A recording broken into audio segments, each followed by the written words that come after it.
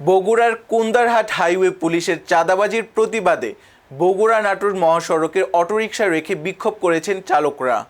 রোববার ৭ জুন বেলা ১০টা থেকে বেলা ১২টা পর্যন্ত বগুড়ার শাহজাহানপুর উপজেলার জামাদার পুকুরে বগুড়া নাটোর মহাসড়কে প্রায় ২ ঘণ্টাব্যাপী এ অবরোধ ও বিক্ষোভ করেন স্থানীয় অটোরিকশা চালকরা। তবে কুন্দারহাট হাইওয়ে থানা জানায় কোনো সিএনজি থেকে হাইওয়ে পুলিশের চাঁদা নেওয়ার সত্যতা নেই। তবে কোনো পুলিশ এ কাজে জড়িত থাকার প্রমাণ পাওয়া গেলে আইনগত ব্যবস্থা নেওয়া হবে।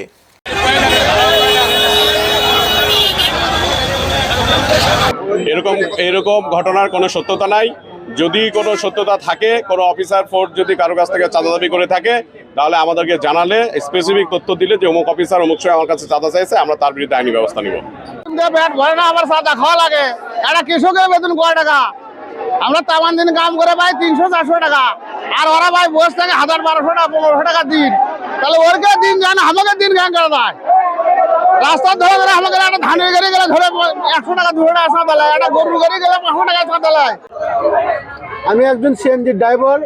আমার অভিযোগ হলো, আমাদের গাড়ি হাইওয়ে পুলিশ ধরে এবং হাইওয়ে পুলিশ আমাদের কাছে টাকা দাবি করে।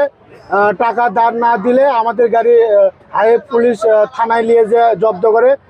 আজকে যে আমরা রোডটা ব্লক দিয়েছি শুধুমাত্র হাইওয়ের কারণে। হাইওয়ে আমাদের থেকে চাঁদা চাই, মাল্টি চাই, আর আমাদেরকে চাকু মারে ভুঁড়ি নামাতে চাই। এদেরকে আমরা দেখতে চাই হাইওয়ের দালালটাকে। এই কারণে আমরা রোডটা ব্লক দিয়েছি।